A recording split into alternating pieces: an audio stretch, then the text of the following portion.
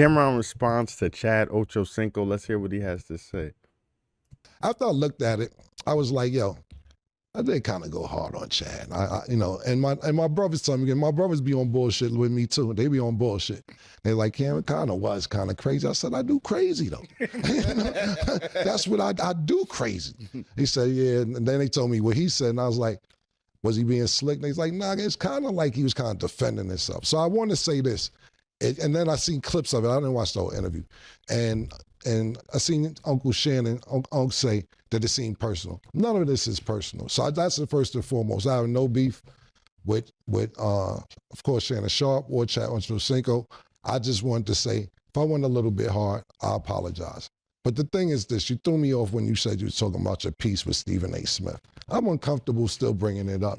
And if you say you was trolling, talking about your piece with another nigga, that triggered me to all the other shit that led off after that.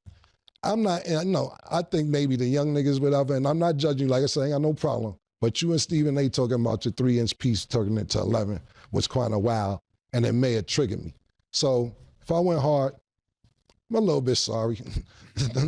Not crazy, but a little bit. And the next thing is, I also seen what you said about the agent shit, and everybody got to talk to your agent.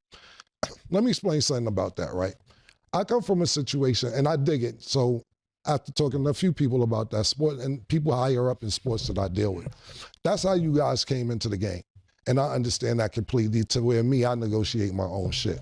So when somebody has to talk to your agent, that's how it was since you was coming out of college. That's how it is 20 years later, 30 years later, or whatever. You guys have agents. You guys don't usually speak for yourself. And that's how y'all do business. To me, personally, and there's no right or wrong, I'm just expressing how I feel about that. If I'm the person doing business with you and I'm talking to you, why do I got to talk to another nigga about what you want? Unless you can't negotiate for yourself. And I'm not saying there's nothing wrong with that, but I'm just coming from that. A lot of people sit there and wait for their agent to do this or their manager to do this and not know what they're getting, et cetera. I don't think it's that they can't negotiate for themselves. It's like what he said. That's the way they were brought up. You didn't speak for yourself. You had an agent. It's just easier to just deal with the agent instead of, you being everything. And, that's just the way those guys roll. Like, that's really it. Et cetera. Really what they're getting what their agent telling them they getting. And then you paying a nigga where you could have kept that money for yourself.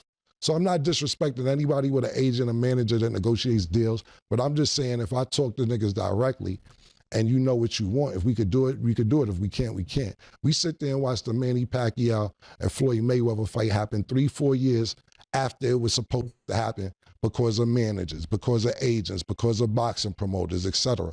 For that fight to happen, you know how that fight happened? Manny Pacquiao was at a basketball game. Floyd Mayweather was at a basketball game. Floyd Mayweather walked over to Manny Pacquiao. They had a 15-minute conversation, and the fight happened 2-3 months after that.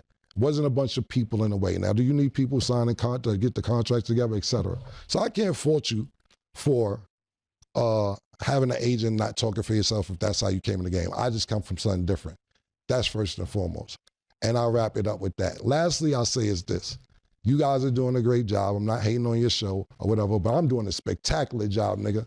I'm that nigga. That's why you mentioned my name in the first place. And you're doing really good. You're doing good, Chad, and I'm proud of you. But you're not the main attraction on your show. You said you're not the main attraction. You're the coleslaw that comes with the meal. You relish. You anchovies. Shannon Sharp could do this without you, even though you're a good addition. You know those motorcycles? So basically, he's saying Mace is anchovies there. So whatever you know what I mean? Because Mace is basically his co-host. It goes with the little thing on the side. That little joint. That's you. You the nigga on the side. It's Batman, it's Robin on the side.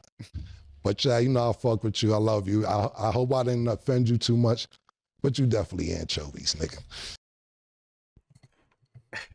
Yo, dude is hilarious, man. Cameron does not fail. He's himself until the end. And that's why I fuck with Cameron, because he is that way. He's real and he's gonna keep it that way, and he doesn't care. And you gotta love that about people. He's not fake. Everybody's so fake and phony. This, in this day and age, everybody's just wants to put on a mask, right?